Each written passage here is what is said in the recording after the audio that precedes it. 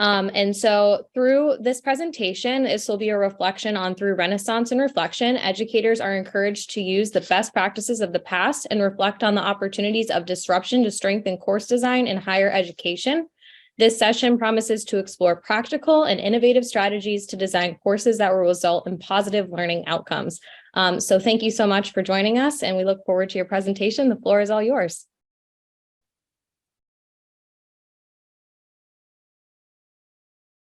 You're on mute.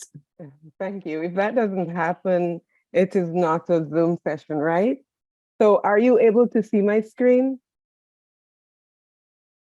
All right, so let me move the tab from before. Okay, so for this session, I used the idea of a renaissance, which denotes a rebirth, and this was from the period of 1350 to 1620 AD in art. So we look at paintings and sculpture and decorative arts of a period known as the Renaissance, and this emerged as a distinct style in that time. So what we want to do today is to look at how we might apply that principle to higher education practices, course design.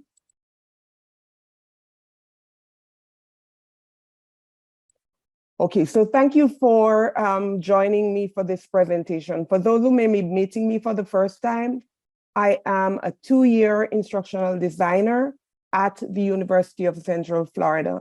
I joined the team at the height of the pandemic in 2020 to support the great onlining.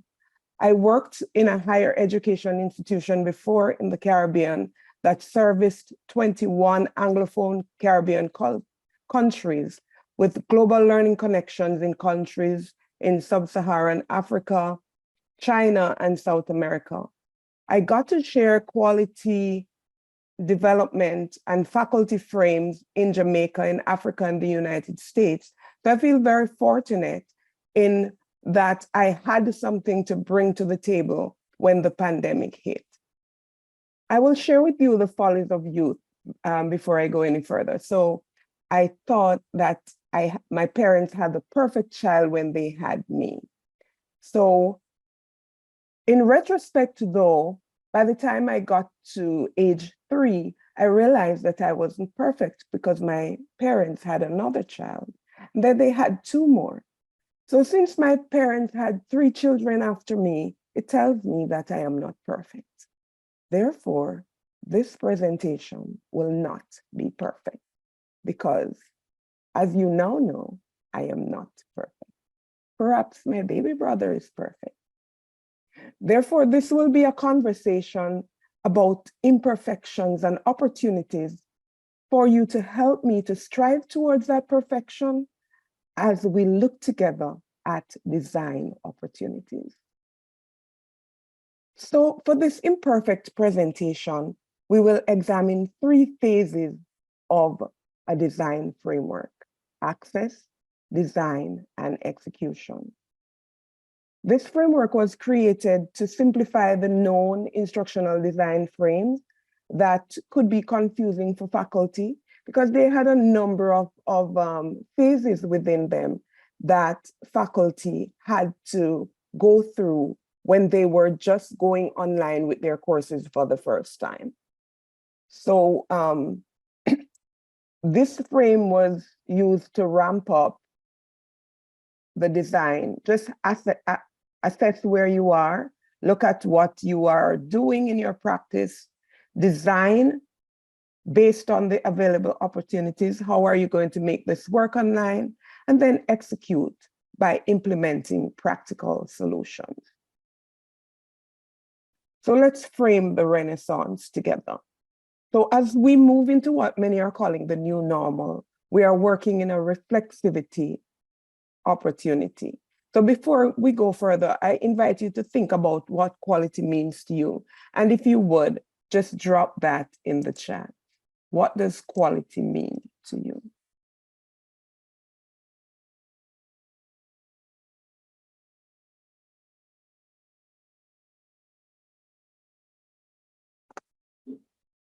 consistency, organized, thoughtful. Thank you for that.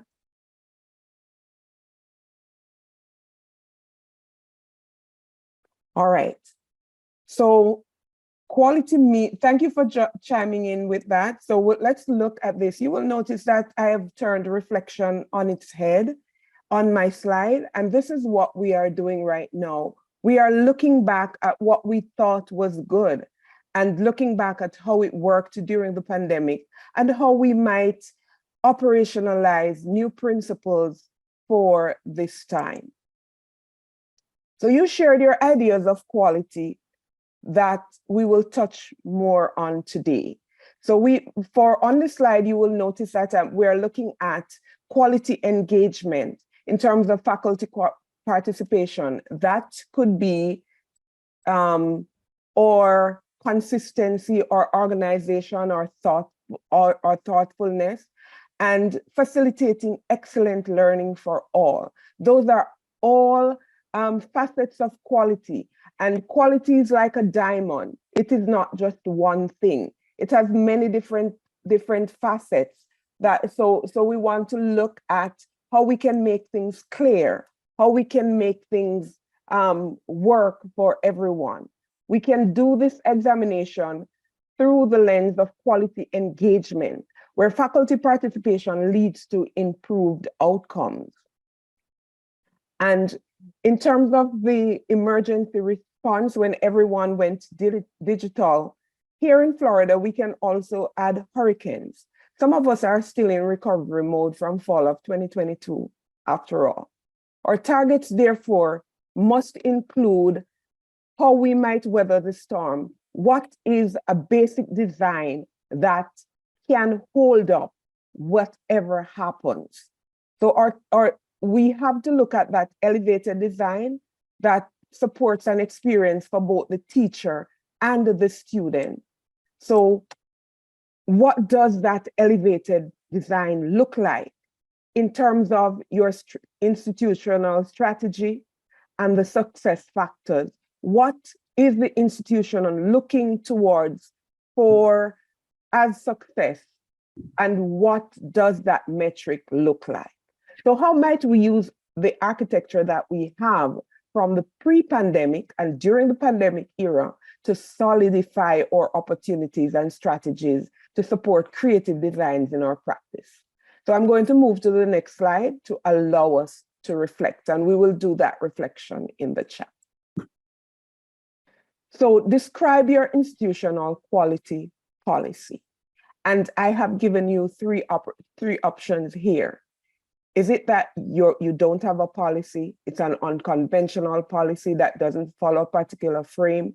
Or do you have a well-designed quality framework? So we are going to share that, and I'll give you that opportunity to respond.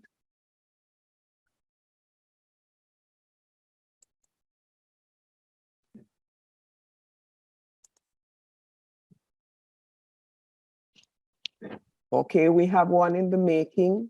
Well-designed quality framework. Do you want to get on mic and tell us a little more about what is happening at your institution? Sorry, Florence, I was just taking a cup of coffee then. That's fine. Well, I think because I've just come into the conversation, so I might have misread this. I'm part of the Distance Learning Institute, and we have our own framework, and we've just actually redone it. So we're still working through the sign off there. But the actual university has its own framework with goals called Direct. And that involves like diversity and teamwork and compassion. Quality, we don't have anything like when it comes to distance learning, we have our own kind of quality design framework, but there is no universal one for the whole campus. So I might have got that one. I don't know if I actually... No, you actually answered well. What we are asking is what is happening. So Vicky says we're using QM, and Catherine, you are doing something. I know that QM has a whole built out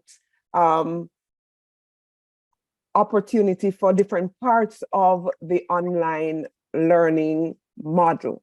And I know that OSCAR has another one that a number of institutions are using that is very useful for startup institutions. So that's something that you might want to look into in your practice. Also, the OLC has a quality frame, a suite, and we have an adaptation of the QM rubric for our college.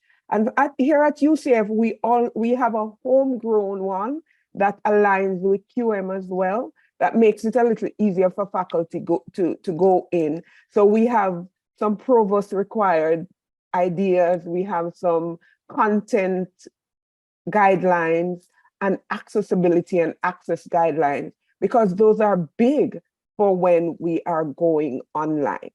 So we are going to look now at what is a sustainable design.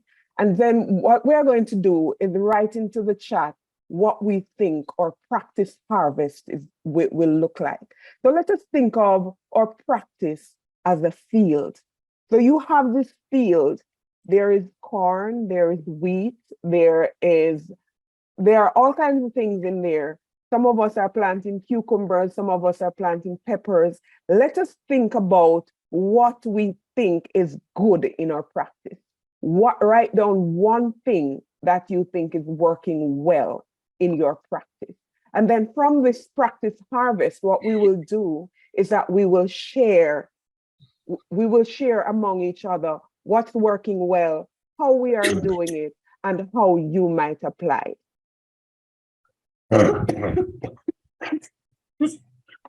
Victoria?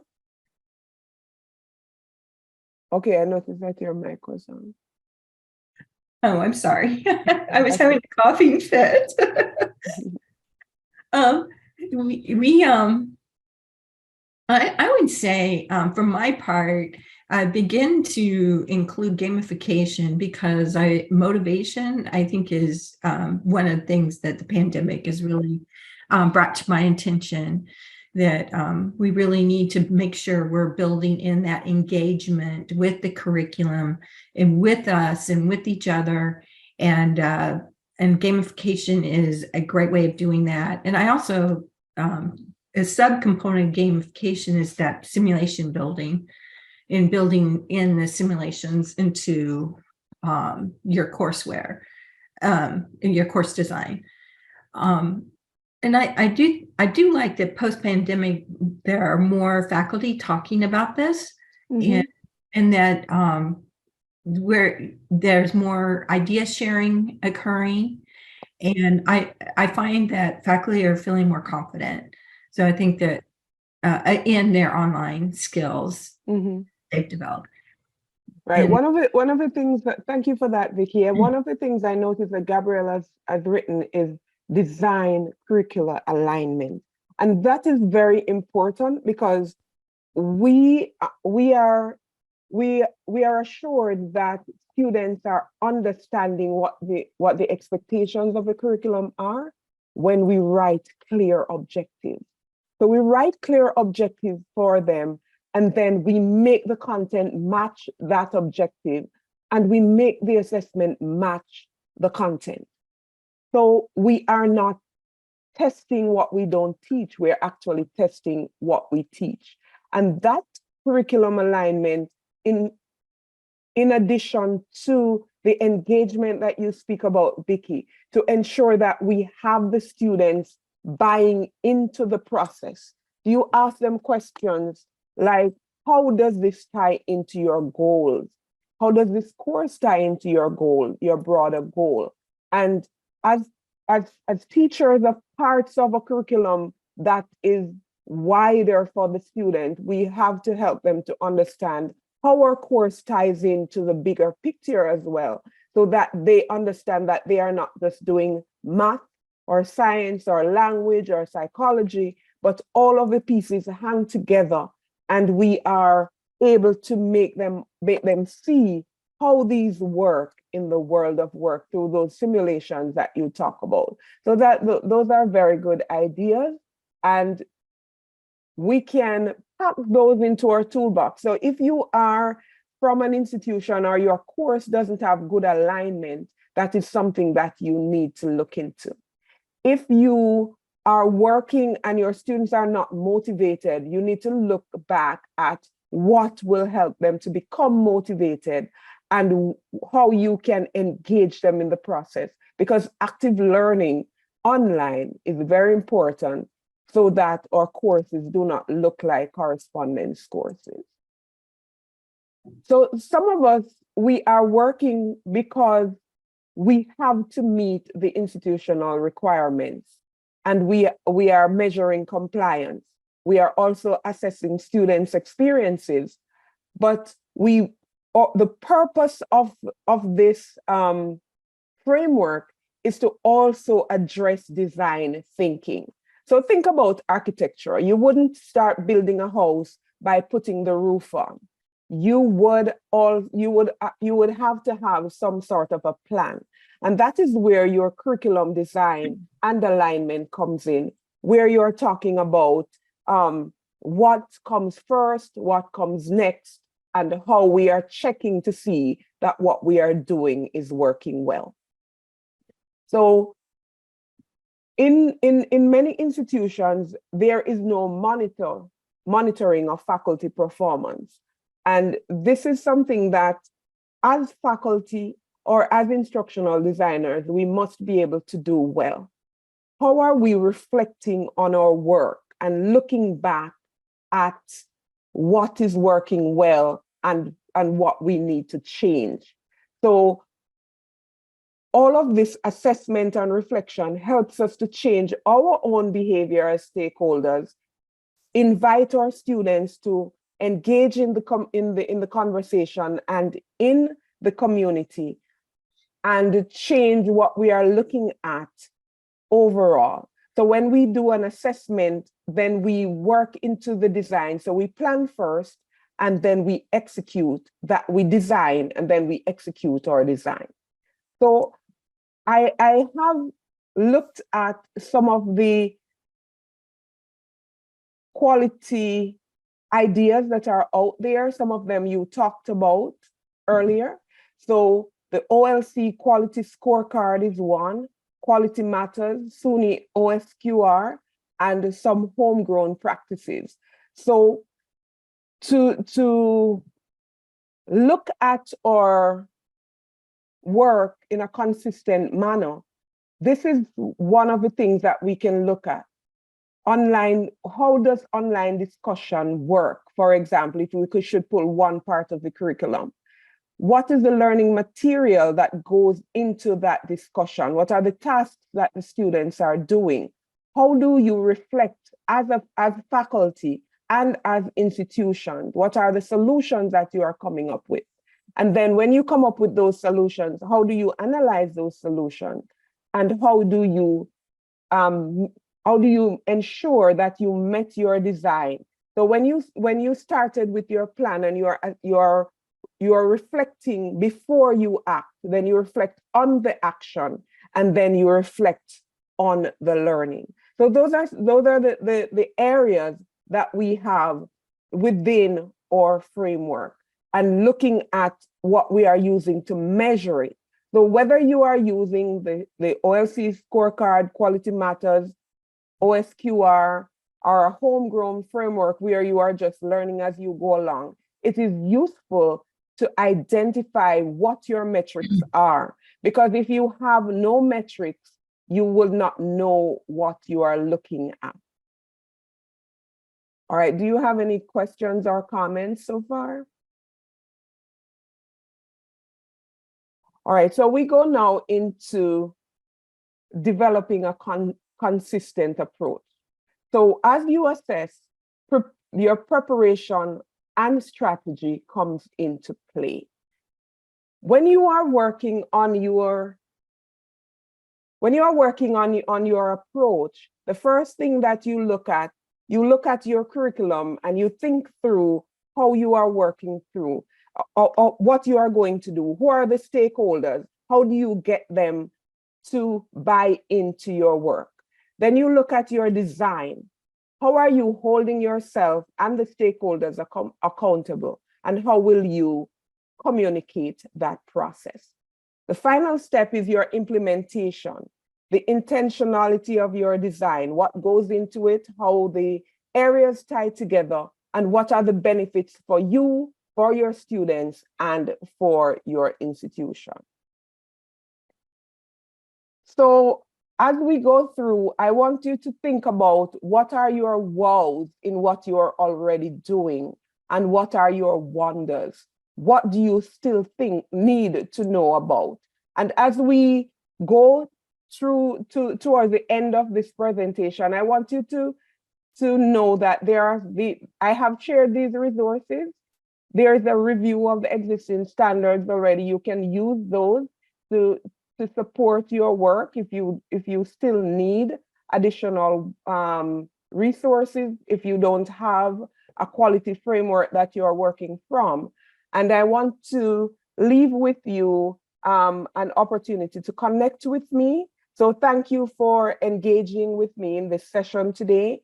And if you have any questions or comments, I invite you to share them now.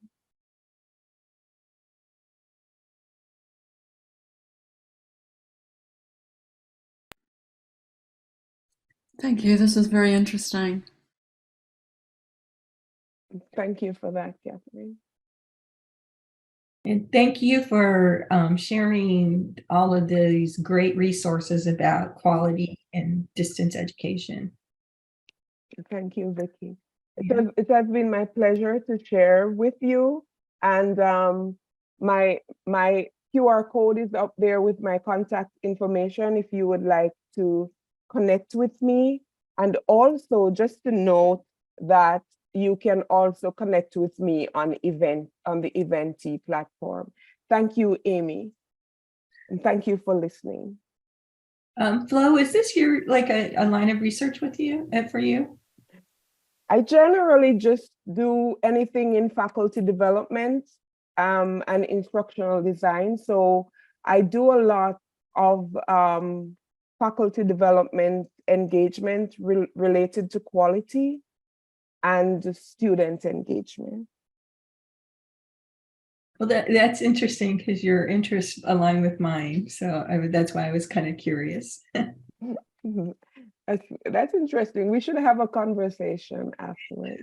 We should. That's what I love of this conference is that you meet people we have similar interests or experiences, or you learn what they're doing, and then also you meet again with the people you met many years ago, and it's nice to see the new things they're doing, and you know, and to learn from them, and also to meet them in a more like every year you know them a little bit better, and it's a nice feeling. Like, you know, I've been in this conference for years, and I'm always looking forward to seeing Victoria and Tina. You know, it's always nice, and to see new faces. So thank you. I enjoy seeing Florence presentations and seeing her in other presentations, and Emmeline and Danielle. So thank you. And Amy that I met yesterday. This is my first time, so thank you for the warm welcome. My first FGLA. Yeah, I'll be back. Yeah, I agree. I like the connections that we start to make across the state, and Yes.